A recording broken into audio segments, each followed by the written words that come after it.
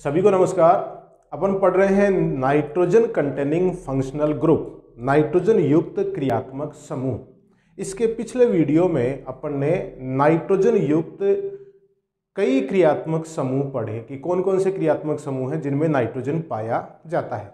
साथ ही अपन ने पढ़ा एलिफेटिक और एरोमेटिक एमीन्स के नामकरण, जिनमें अपन ने सामान्य नाम और IUPAC नाम लिखने सीखे। डिटेल में अपन ने एग्जाम्पल्स के द्वारा इसको पढ़ा। आज के इस वीडियो में अपन देखेंगे आइसोमेरिज्म इन एमीन्स, एमीनो में समावयवता, साथ ही एमीनो के संश्लेषण की कुछ विधियां भी पढ़ेंगे। तो देखिए, आज का अपना जो पहला टॉपिक है वो क्या है? Isomerism in amines. Isomerism in amines, amino में समावयवता।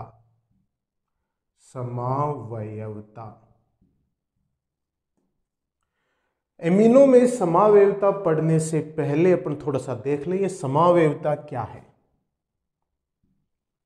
तो समावयवता देखिए किसे कहेंगे? वे यौगिक जिनके अणु सूत्र समान होते हैं लेकिन संरचना सूत्र भिन्न होते हैं, समावयवी कहलाते हैं। तो क्या है इनमें? अणु सूत्र समान और संरचना सूत्र भिन्न होते हैं, उन्हें अपन क्या कहते हैं? समावयवी कहते हैं। और इस फिनोमिनन को, इस गुण को समावयवता कहा जाता है। इस गुण को समावयवता कहते हैं।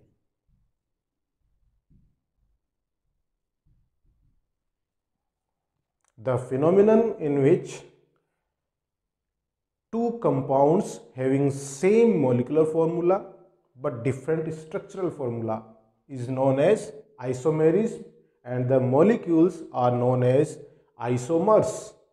अणु सूत्र समान, संरचना सूत्र हो भिन्न हो तो क्या होगा? समावयवी कहलाएंगे और उनके इस गुण को समावयवता कहते हैं। अब जो एमीन्स है, एमीनो में कई प्रकार की समावयवता पाई जाती है। वो देखिए कौन कौन सी है। एमीन्स में अपन किस में पढ़ रहे हैं? एमीन्स में। तो एमीन्स में सबसे पहले अपन देखें श्रृंखला समावयवता या चेन आइसोमेरिज्म।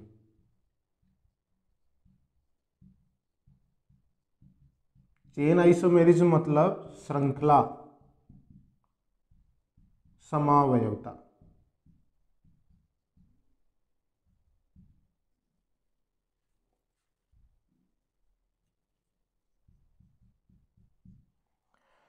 चेन या श्रृंखला देखिए, अपने IUPAC नाम जब लिखते हैं तो सबसे पहला क्या काम करते हैं कि जो अणु है उसमें सबसे लंबी श्रृंखला का चुनाव करते हैं।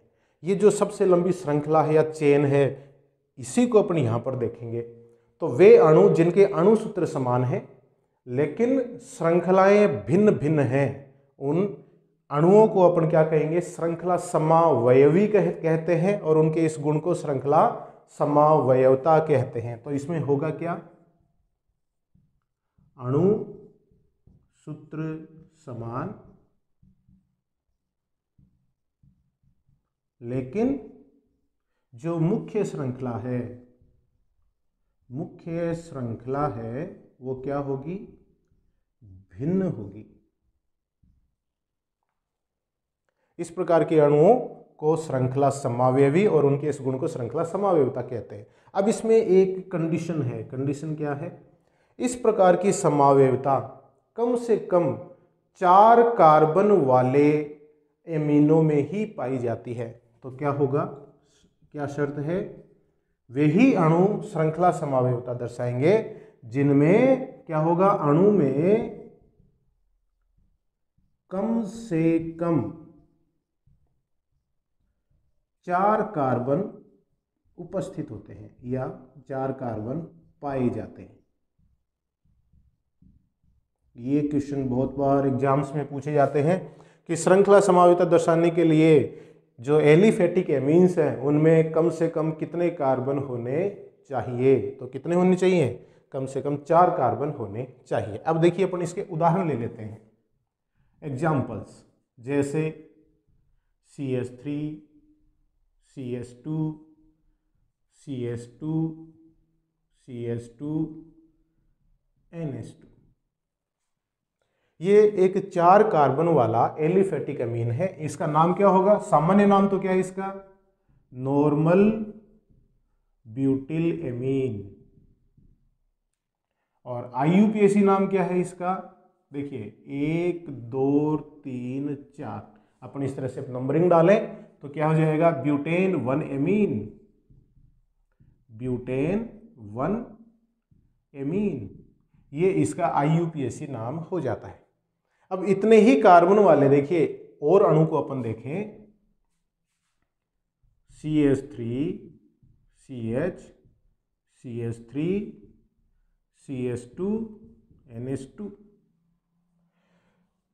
ये जो अणु अपन ने ऊपर लिखा, इसका अणु सूत्र और इस अणु का अणु सूत्र एक समान है, लेकिन यहां देखिए कितने कार्बन की श्रृंखला है, 4 कार्बन की श्रृंखला है। और इसमें कितने कार्बन की श्रृंखला है, 3 कार्बन की श्रृंखला है ना। देखिए ये तो 1 2 3 इस तरह से अपन नंबर डालेंगे तो इसका नाम क्या हो जाएगा, अगर सामान्य नाम की बात करें तो आइसोब्यूटिलएमीन, और अगर IUPAC नाम की बात करें तो 2 मेथिल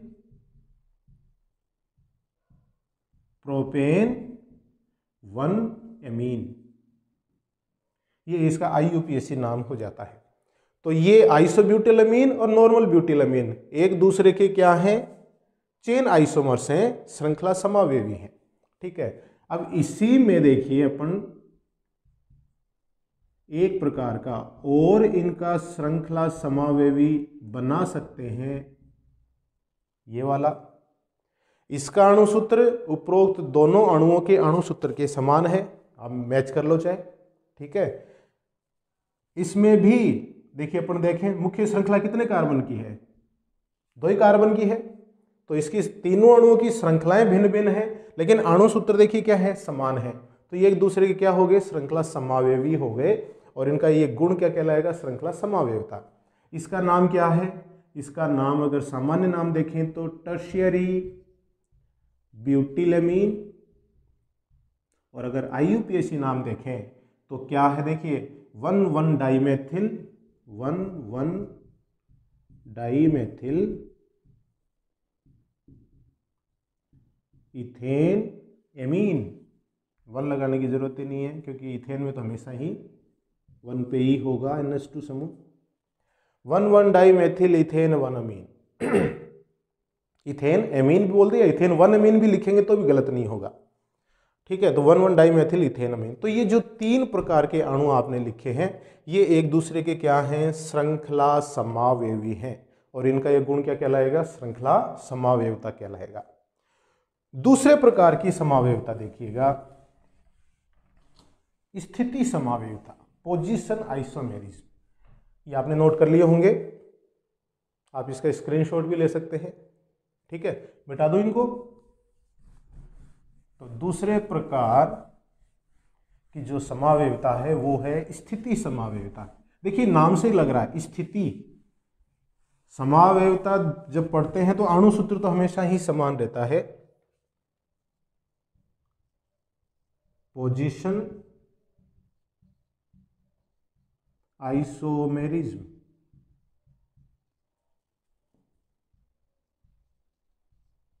स्थिति समावयवता। तो समावयवता जब पढ़ते हैं आप तो देखिए क्या है, अणु सूत्र तो हमेशा ही समान रहता है, अणु सूत्र समान, और जो नाम में होता है वो भिन्न है। इसका मतलब NH2 समूह की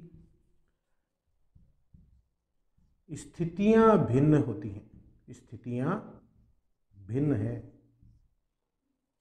तो इस प्रकार के अणु क्या कहलाएंगे, स्थिति समावयवी कहलाएंगे, पोजीशन आइसोमर्स कहलाएंगे, और उनके इस गुण को पोजीशन आइसोमेरिज्म या स्थिति समावयवता कहेंगे। अब इसके लिए देखिए, स्थिति दर्शाने के लिए भी क्या है, अणु में कम से कम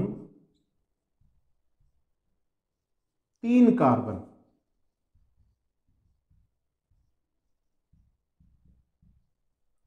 उपस्थित होने चाहिए।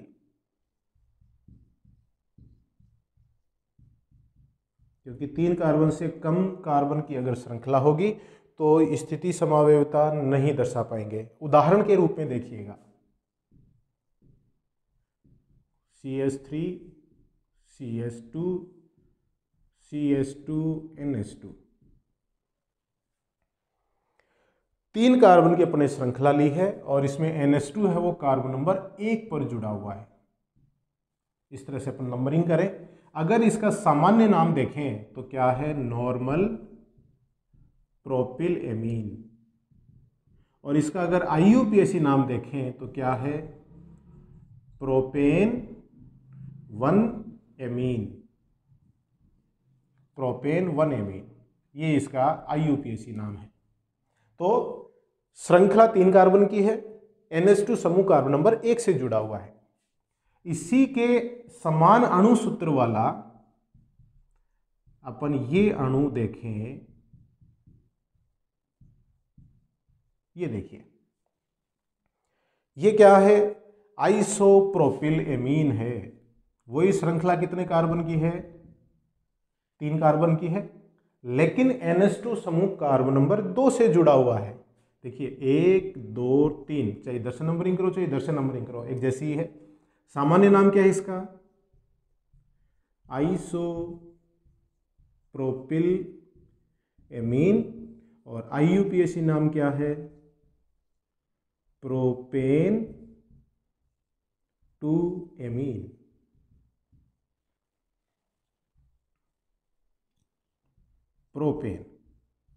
Propane 2 amine.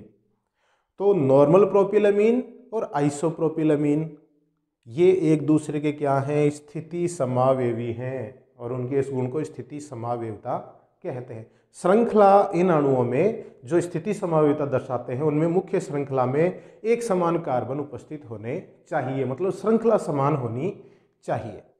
तो यह है पोजीशन आइसोमेरिज्म। तीसरा है अणुसूत्र समावयवता, क्रियात्मक समूह समावयवता, तीसरे प्रकार का। फंक्शनल ग्रुप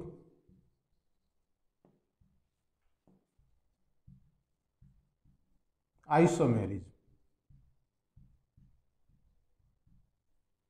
मतलब क्रियात्मक समूह समावयवता।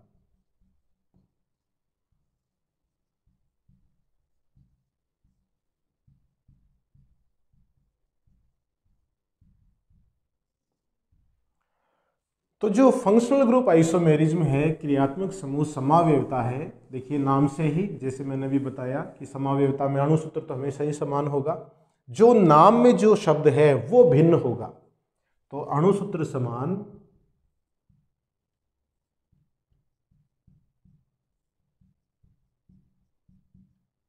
और भिन्न क्या है, क्रियात्मक समूह भिन्न है।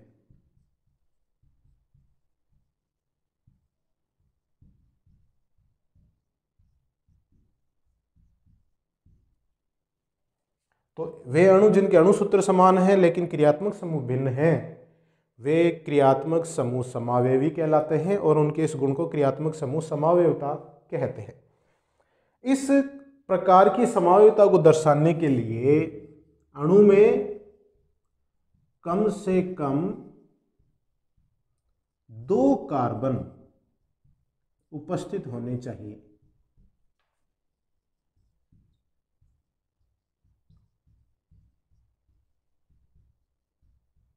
कम से कम 2 कार्बन इसमें उपस्थित होने चाहिए। अब देखिए, जब अपन ने नाइट्रोजन युक्त क्रियात्मक समूह में विभिन्न प्रकार के क्रियात्मक समूह अपन देख रहे थे, तो उस समय मैंने आपको बताया भी था इसके पिछले वीडियो में कि जो प्राथमिक, द्वितीयक और तृतीयक अमीन है, ये एक ही क्रियात्मक समूह के तीन भाग नहीं हैं, ये तीनों अलग अलग क्रियात्मक समूह हैं। प्राथमिक एमीन अलग प्रकार का क्रियात्मक समूह है, द्वितीयक अमीन अलग प्रकार का है, तृतीयक अमीन अलग प्रकार का क्रियात्मक समूह है। तो उसी से अपनी यहाँ पर क्रियात्मक समूह समावयवता के उदाहरण देखेंगे। जैसे देखिएगा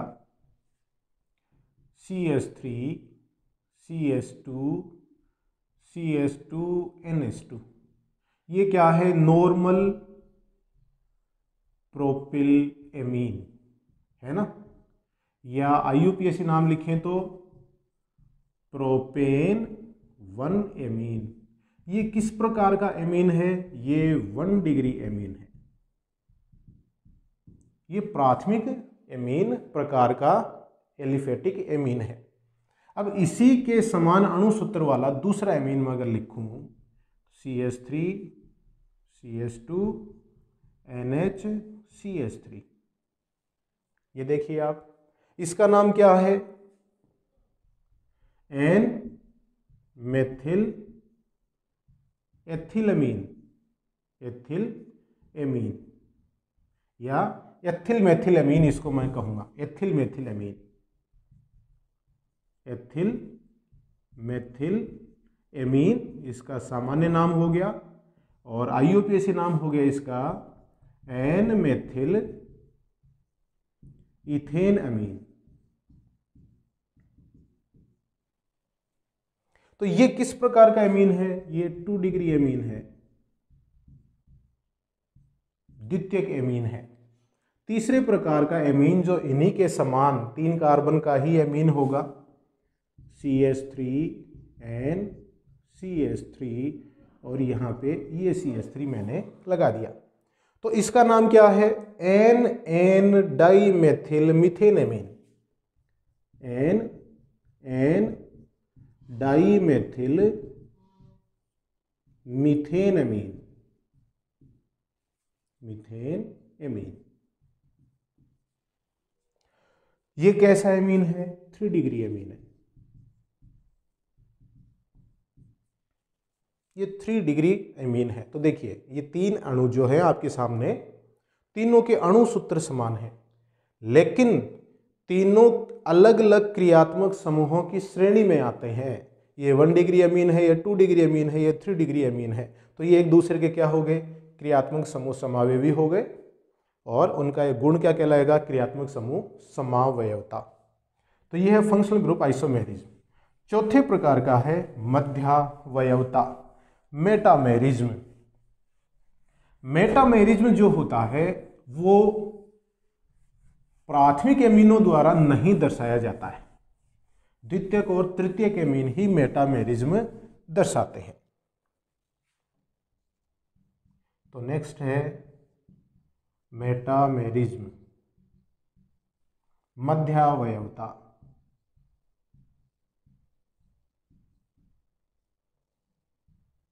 मध्यावयवता देखिए क्या है? हमेशा ही क्या होगा समावयवता में? अणु सूत्र समान, भिन्न क्या है? अब मध्यावयवता में देखिए भिन्न क्या है? नाइट्रोजन से जुड़े एल्किल समूह भिन्न है। तो वे अणु जिनके अणु सूत्र समान है लेकिन नाइट्रोजन से जुड़े एल्किल समूह भिन्न है, मध्यावयवता दर्शाते हैं। अब इसकी विशेष बात क्या है कि इस प्रकार की समावयवता प्राइमरी एमीन्स के द्वारा नहीं दर्शाई जाती है। प्राइमरी एमीन्स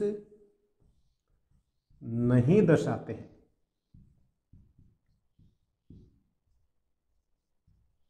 तो मध्यावयवता सिर्फ द्वितीयक और तृतीयक एमीन ही दर्शाते हैं।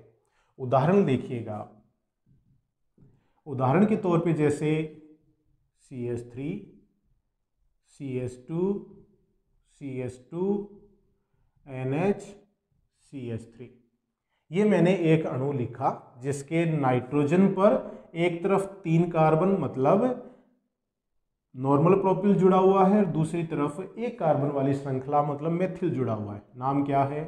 N मेथिल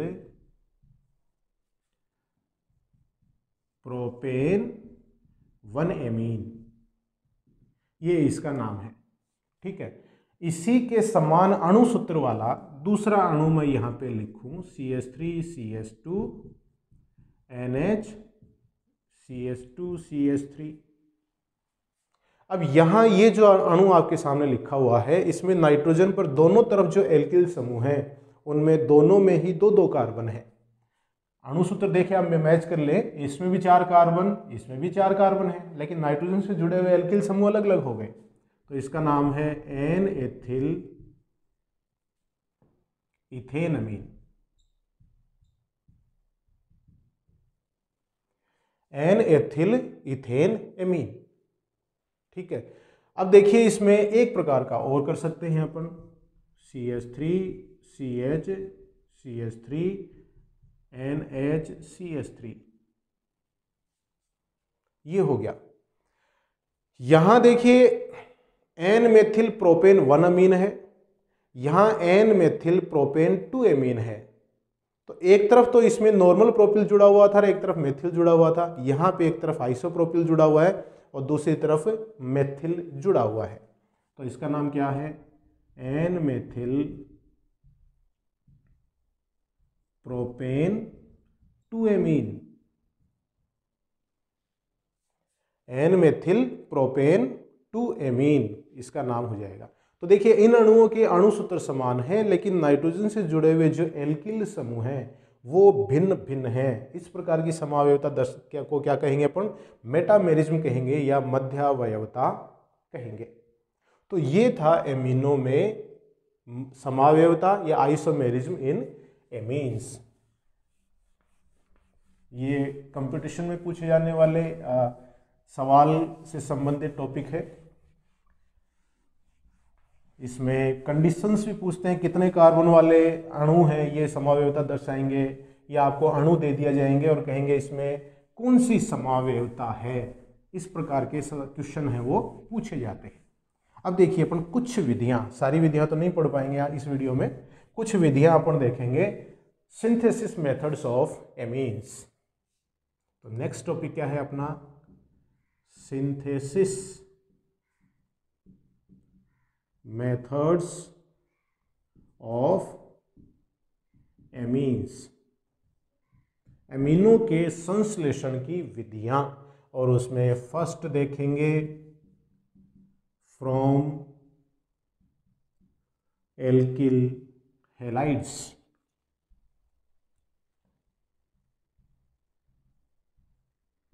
एल्किल हैलाइडों से अपन एलिफेटिक एमीन्स किस प्रकार से प्राप्त करते हैं या एमीन्स कैसे बनाते हैं।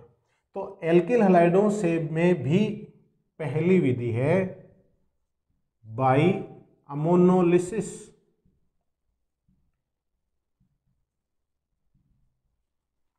जिसे होफमान मेथड भी कहते हैं।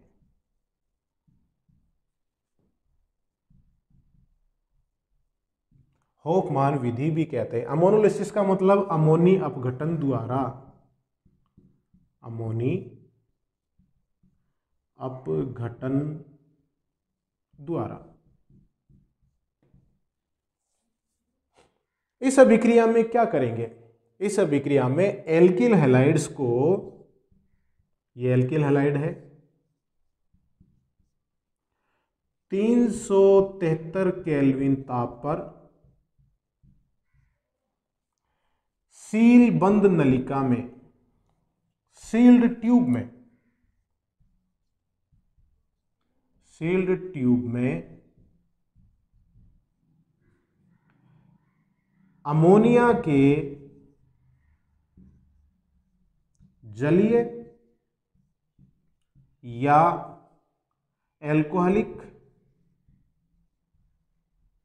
विलयन के साथ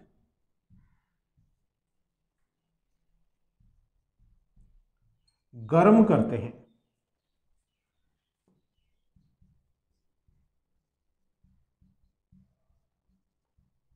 क्या करेंगे, एल्किल हैलाइड को 373 केल्विन तापमान पर सील बंद नलिका में अमोनिया के जलीय विलयन या एल्कोहलिक विलयन के साथ गर्म करते हैं। तो क्या होगा, 1 डिग्री, 2 डिग्री, 3 डिग्री व चतुष्क लवण का मिश्रण प्राप्त होता है।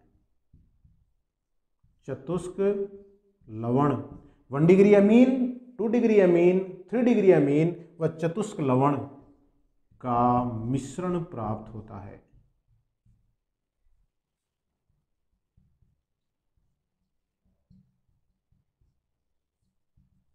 देखिए अपन उदाहरण लेते हैं, जैसे CH3I मेथिल आयोडाइड। अपन ने जो एल्किल हैलाइड है उसमें क्या लिया है, methyl iodide plus ammonia. Ammonia है, मान लेते हैं उसका अपन ने एल्कोहलिक विलयन लिया। 373 केल्विन तापमान पर अपन इसको गर्म करते हैं।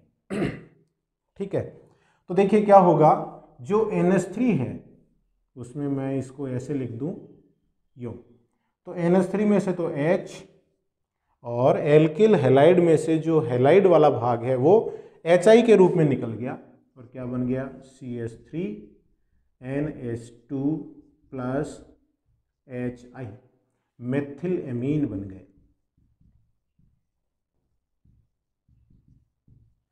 अब मेथिल एमीन में नाइट्रोजन पर 2 हाइड्रोजन अभी भी उपस्थित हैं, तो ये पुनः दूसरे मेथिल आयोडाइड के अणु से क्रिया कर सकता है। तो देखिए ये जो 1 डिग्री एमीन बना, ये इस तरह से मेथिल आयोडाइड के एक अणु से और क्रिया कर लेगा, तो HI निकल गया माइनस HI और क्या बन गया, CH3NH डाई मेथिल अमीन बन गया,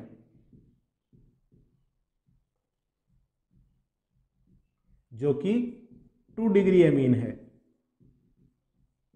और ये मेथिल अमीन क्या है, 1 डिग्री अमीन। अब देखिए डाइमेथिल अमीन में भी नाइट्रोजन पे एक हाइड्रोजन और है, तो ये क्या करेगा, पुनः क्रिया करेगा, ICH3 के साथ, यहाँ से HI फिर निकल गया माइनस HI और CH3 और नाइट्रोजन पे कितने CH3 हो गए, 3 CH3 हो गए, तो ये हो गया ट्राई मेथिल एमीन, मतलब 3 डिग्री अमीन हो गया। अब चूंकि देखिए यहां पे नाइट्रोजन पे लोन पेयर है, तो ये लोन पेयर को अगला जो अणु है CH3I में से I तो माइनस के रूप में निकलता है, CH3 पे प्लस है, तो ये प्लस आके इस नाइट्रोजन पे जुड़ जाएगा, तो CH3 नाइट्रोजन पे लोन पेयर CH3 एक अणु से और क्रिया करता है और क्या बना लेगा, चतुष्क लवण। तो CH3 नाइट्रोजन पे 4 मेथिल समूह जुड़ गए, तो नाइट्रोजन पे आ गया प्लस और उसके साथ में जुड़ गया I माइनस, तो टेट्रा मेथिल अमोनियम आयोडाइड इसका नाम है, टेट्रा मेथिल अमोनियम आयोडाइड, जो क्या है, चतुष्क लवण है।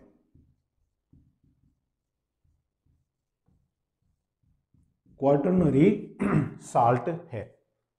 तो इस अभिक्रिया में 1 डिग्री, 2 डिग्री, 3 डिग्री एमीनों का मिश्रण प्राप्त होता है, साथ ही इसमें चतुष्क लवण भी बनता है। अब इन चारों को अलग अलग करना बहुत मुश्किल है, आसान नहीं है भाई, मिश्रण है, इसमें से अपने को सब प्रकार के उत्पादों का अलग अलग करें, तो यहाँ पर ये बहुत ही मुश्किल है। अगर आपको सिर्फ ज़्यादा मात्रा प्राथमिक एमीन की ही प्राप्त करनी है, प्राथमिक एमीन, तो देखिए क्या करें, इसमें बार बार में कौन सा क्रिया कर रहा है, एल्किल आयोडाइड बार बार में क्रिया कर रहा है, इसका मतलब एल्किल आयोडाइड तो कम होना चाहिए और अमोनिया है वो ज़्यादा होना चाहिए। तो अगर इस अभिक्रिया में एल्किल आयोडाइड मतलब मेथिल आयोडाइड को बहुत कम मात्रा में लें और अमोनिया को आधिक्य में लें, बहुत ज़्यादा मात्रा में लें, तो ज़्यादातर जो उत्पाद है वो प्राथमिक एमीन के रूप में ही प्राप्त होगा। ये चीज़ ध्यान रखिए। तो अमोनिया को अगर आप आधिक्य में लेंगे तो प्राथमिक उत्पाद, मुख्य उत्पाद, प्राथमिक एमीन है वो मुख्य उत्पाद होगा। ये चीज़ ध्यान रखिएगा। अब ये अभिक्रिया जो है ये किस प्रकार की अभिक्रिया है? देखिए यहाँ पर I माइनस के रूप में निकला, ये H प्लस के रूप में निकला अमोनिया से, तो बचा हुआ जो NH2 भाग है वो NH2 माइनस है। तो जो एल्किल आयोडाइड है उसमें I माइनस निकला और NH2 माइनस जुड़ा, तभी तो मेथिलअमीन बना। तो माइनस निकला, माइनस जुड़ा, इसका मतलब क्या है? ये नाभिक स्नेही प्रतिस्थापन प्रकार की अभिक्रिया है। तो ये जो अभिक्रिया है ये कैसी है? नाभिक स्नेही प्रतिस्थापन अभिक्रिया है।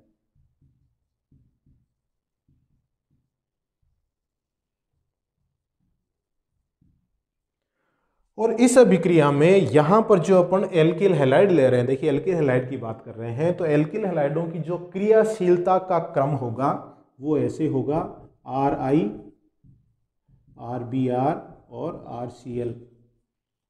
सबसे तेजी से क्रिया कौन करेगा? एल्किल आयोडाइड करेगा, और सबसे धीमे अभिक्रिया करेगा वो RCl करेगा। क्यों? क्योंकि एल्किल आयोडाइड में कार्बन और आयोडीन के मध्य जो बंध है वो सबसे दुर्बल है, और एल्किल क्लोराइड में कार्बन और Cl के मध्य बंध है वो इन तीनों में सबसे प्रबल है।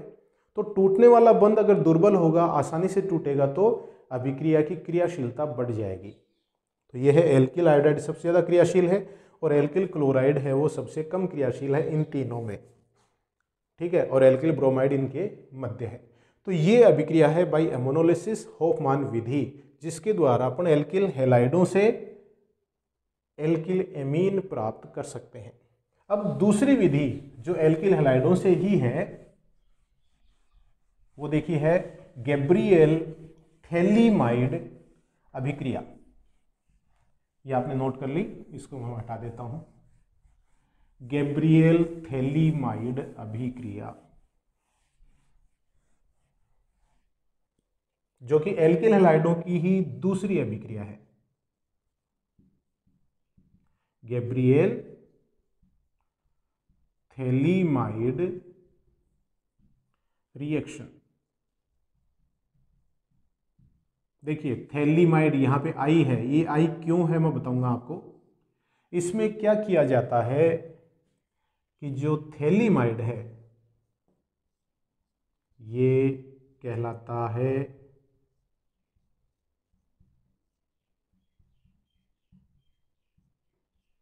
थैलीमाइड।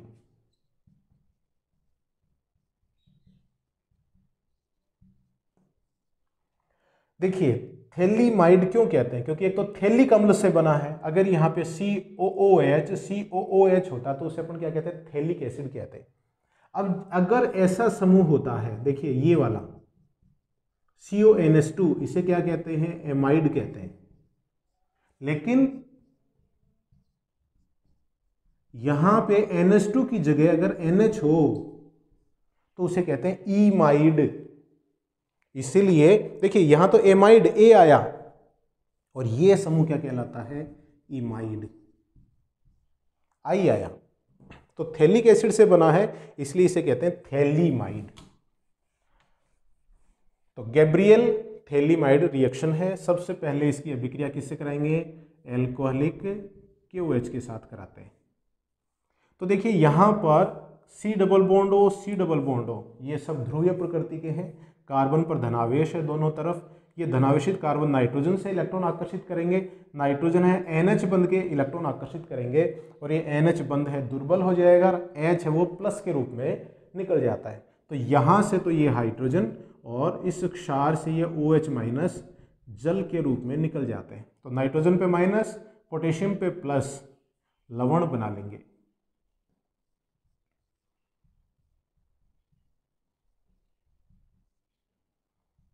ये नाइट्रोजन पे तो माइनस और पोटेशियम पे प्लस, तो क्या है? नाम क्या हो जाएगा इसका? N potassium phthalimide.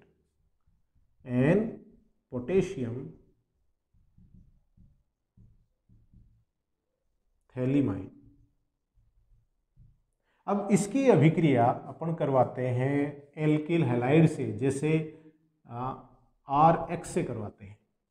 तो RX से करवाएंगे तो देखिए क्या होगा, यहाँ पे K प्लस है, ये इस X माइनस के साथ KX के रूप में निकल जाएगा, और ये R है प्लस है, ये पोटेशियम की जगह आ जाएगा।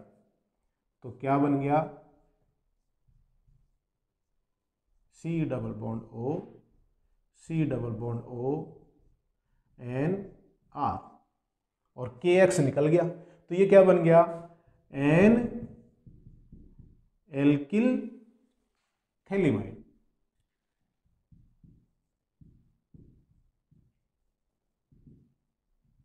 N alkyl phthalimide.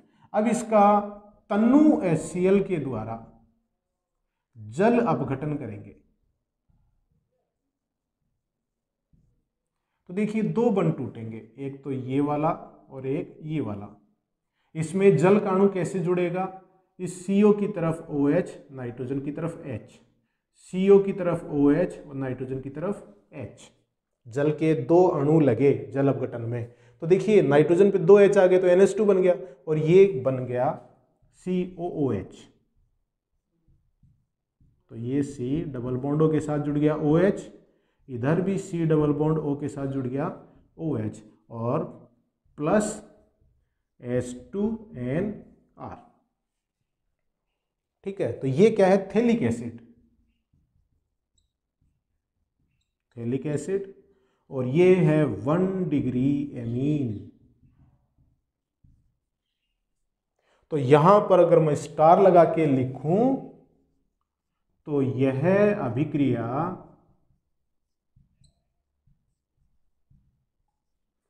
सिर्फ